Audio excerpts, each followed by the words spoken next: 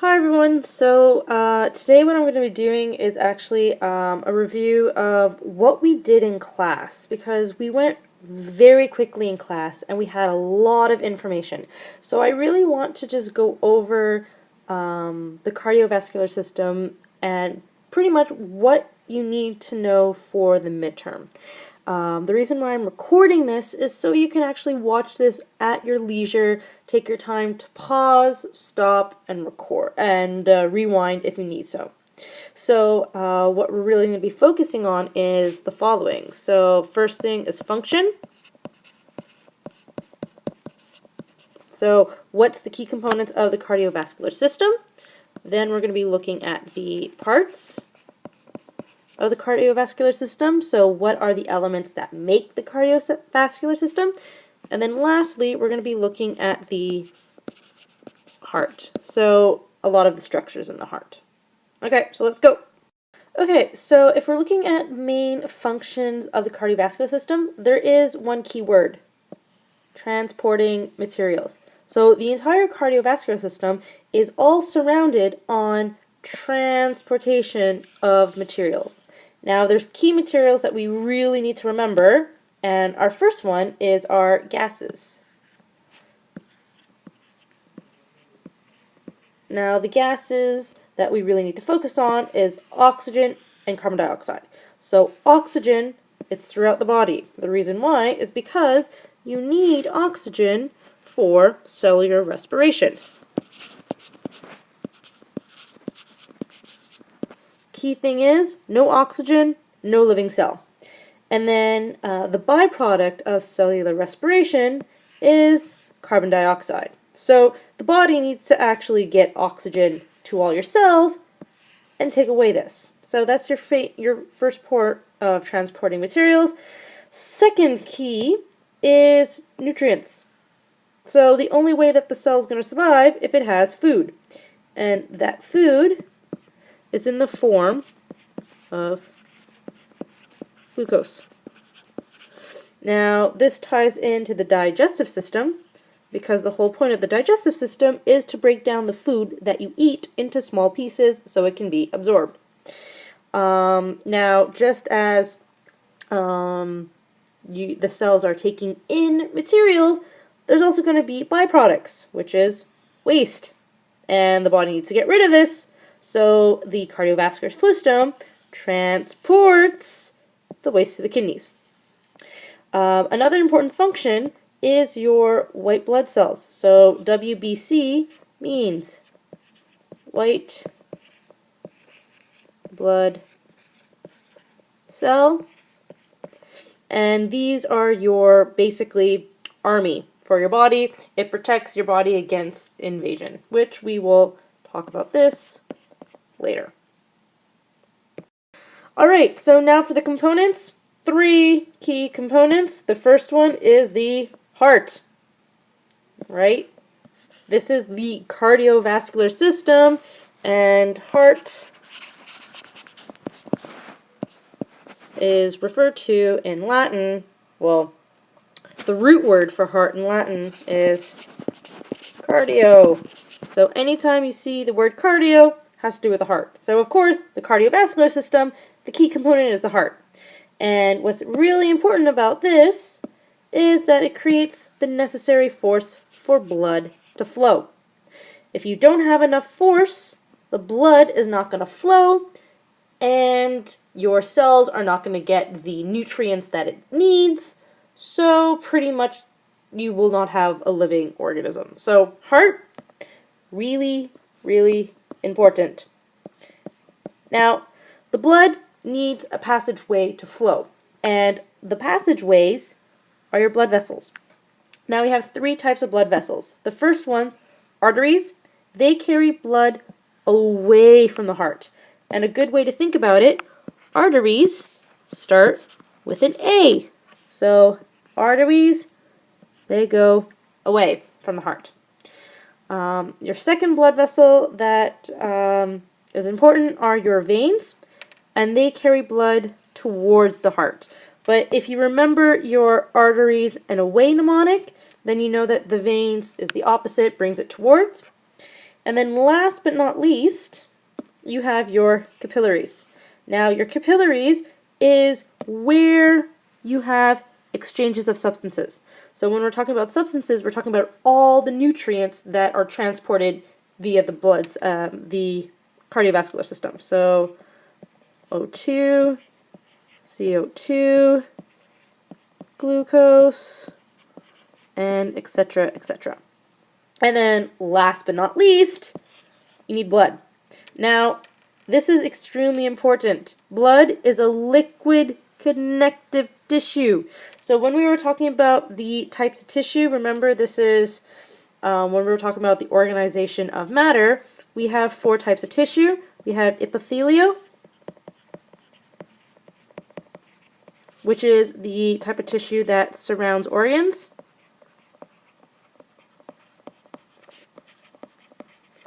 We had muscle, which allows you the body and different organs to move. We have nerve, which sends and receives messages.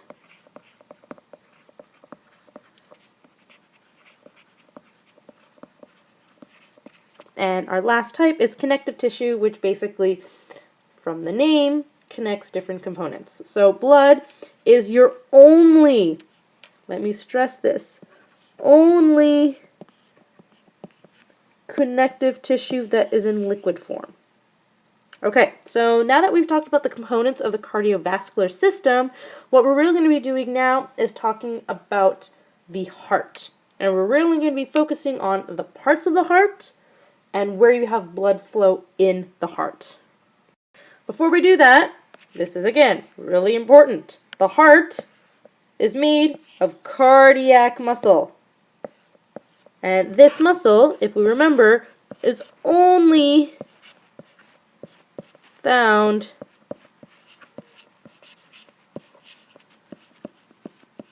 in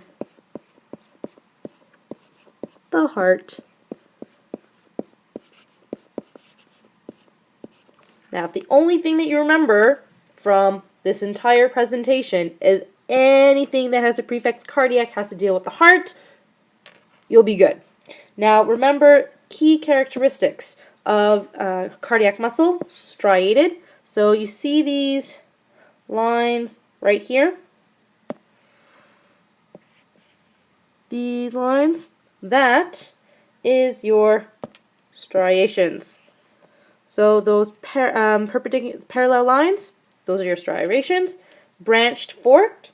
So right here is a branch point where you had one cell and splitting up into 2 parts. So this is where your branching parts. Single nucleated. So what that means is one nucleus per cell, because unlike skeletal muscles, where basically you had a whole bunch of cells fused together to make one long muscle fiber, in cardiac muscles you have individual cells. And here shows you the boundaries between the individual cells. In voluntary control, you don't have to tell your heart, hey, heart, beat. It does it automatically, and it's extremely strong. Okay, so now what we're going to be doing is talking about how the heart works. So at this time, the best thing to do is to go onto the class website, and what I want you to do is to watch video number 1 on the cardiovascular page. So again, this is the video that we saw in class where it goes about the mechanisms of how the heart pumps. So best thing to do is to pause, go watch this, and then come right on back. Hey, so you just finished watching the clip on the parts of the heart, and there's 3 key components. Our atria, and those are your holding chambers. So the blood pools into the atria, and it basically waits there before being sent to the ventricles. So then from the atria, blood goes to the ventricles. And those, we're going to pretty much consider them as our pumping chambers.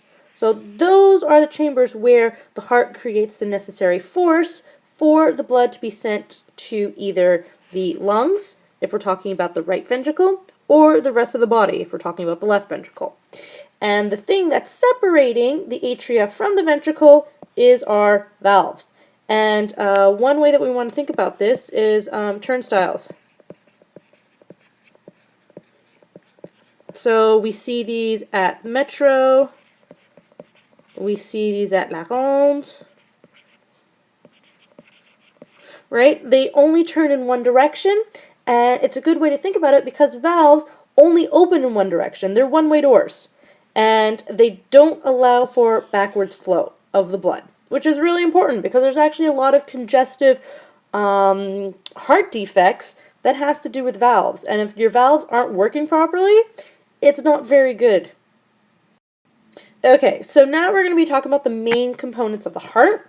You can separate it into two sides. Your right side of the heart, and that's where you have deoxygenated blood.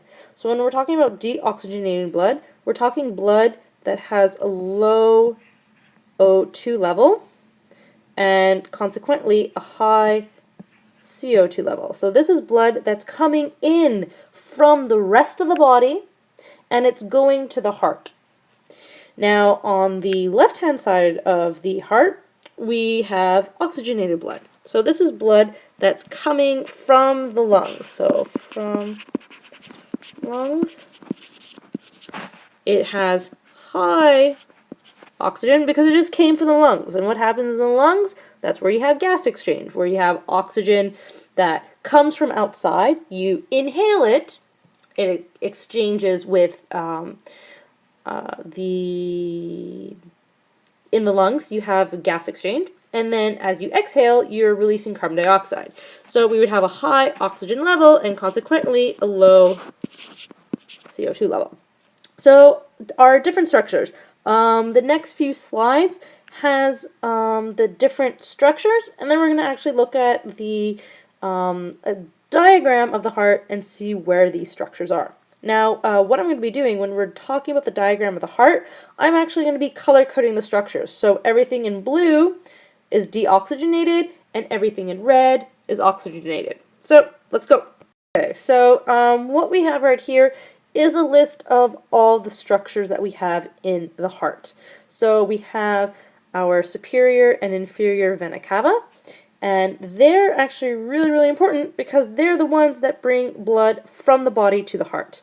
So these are your guys that are getting all blood to heart. Now there's two. Your superior is from the upper body and your inferior is from the lower body. Now once the vena cavas connect to the heart, the first place that it goes to is the right atrium. So this is our collection chamber. It gets blood from the body and it holds it before going into the ventricle. Now before the blood can go into the ventricle, it has to go through your tricuspid valve. So this valve is the door separating the atrium from the ventricle. Now once the blood goes through the tricuspid valve, it's in the right ventricle. So this again is our receiving and pumping chamber. And then the blood is sent to the pulmonary artery. So it can go to the lungs. Now, just like before, where there was a door separating the ventricle from the just like there's a door separating the atrium from the right ventricle, well, we have the same thing here. We have a door separating the right ventricle from the pulmonary artery, and this door is called the pulmonary valve. So, why don't we just take a moment and label all of these things on our heart. Alright, so the blood has left the heart, gone to the lungs, and gotten oxygenated. Now it has to go back to the heart. So the first part that it's going to go through is our pulmonary vein.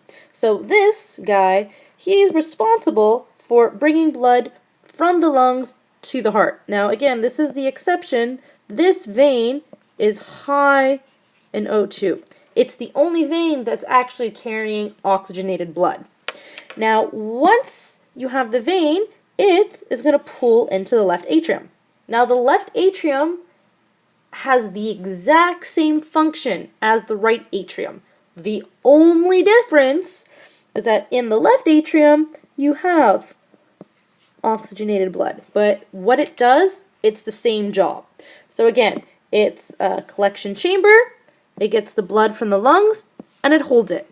Now, before the blood can enter the ventricle, it has to go through the mitral valve, also called the bicuspid valve. Now, the reason why it's called bicuspid is because it has two flaps. And remember from math, our prefixes bi means two. And if you remembered, the valve on the right-hand side of the heart, that's called the tricuspid valve. And it's called tri because it has three flaps. So a good way to remember it. So it separates, again, the mitral valve or the bicuspid valve separates the atrium from the ventricle, and again, remember, it's a one-way door. Now, once the blood enters into the left ventricle, it's going to get pumped. So our left ventricle is our pumping chamber, and it sends the blood to the aorta, so it can be sent throughout the entire body. Now, before the blood from the left ventricle can go into the aorta, it has to pass through, another valve, and this one's called the aortic valve, which makes sense because this valve separates the ventricle from the aorta. So as long as you remember the aorta, you'll know the name of the valve, which is the aortic valve. So now what we're going to do is we're going to add all of these parts onto our diagram. Alright, so here we have the external anatomy of the heart. Now, what we have right here is our heart, and we're going to just do an imaginary cross-section separating the heart into two parts. So part over here is right, and part over here is left. Now, this is not a perfect cutting apart. I'm just doing it to show that we have a left side and a right side. So let's start labeling away. Our first label that we have is our superior vena cava, and our superior vena cava is this right here. It is the vein that is from the top of the body pouring into our right atrium. Now, just like you have the superior vena cava, the vein pouring from the top of your body, you have your inferior vena cava, which is right here, and it takes all the blood from the bottom of your body. Now, your right atrium, right here, is your upper chamber on your heart, and right below that is your right ventricle, which is right here. Now, in our external version of the heart, we can't actually see our valves. We'll be able to see our valves when we do an internal anatomy of the heart. Now, the last component that we have right here, so this component right here, that's our pulmonary artery. So our pulmonary artery. Now, a lot of books and textbooks will say that arteries carry oxygenated blood and veins carry deoxygenated blood. Now, that is true up until one exception, which is exactly your pulmonary artery. Because your pulmonary artery, it's actually carrying blood towards the lungs. So, the better way to remember arteries and veins is that arteries bring blood away from the heart and veins bring blood towards the heart. But normally, and this is when I say normally, most arteries have oxygenated blood, and likewise, most veins have deoxygenated blood. Okay, so now what we're going to do is we're actually going to go back, talk about all of the structures on the left side of the heart, and then we're going to add it into our diagram. Okay, so our first component that we have is our pulmonary vein. So our pulmonary vein, we actually have two sides. We have our left side, which comes from the left lung, and we have our right side, which is right here, that comes from the right side of the lung. But all we need to remember is that the pulmonary vein takes the blood from the lung and it's going to the heart. And the pulmonary vein pulls the blood into, you guessed it, the left atrium. Then you have the bicuspid valve that separates the left atrium from, you guessed it, the left ventricle.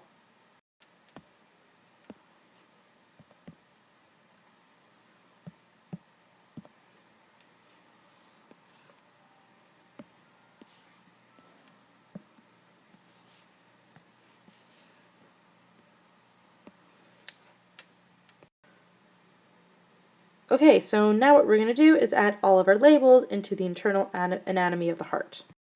Okay, so what we see right here is the internal anatomy of the heart.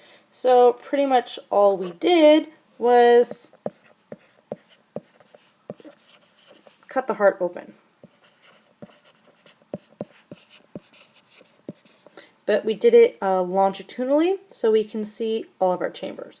Now, what we're going to do is we're just going to talk about the different components and quickly label them.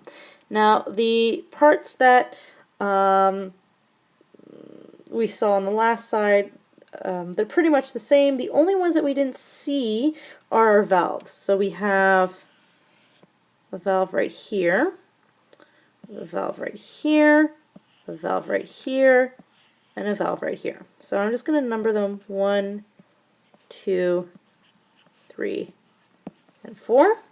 So valve number 1, that is our tricuspid valve.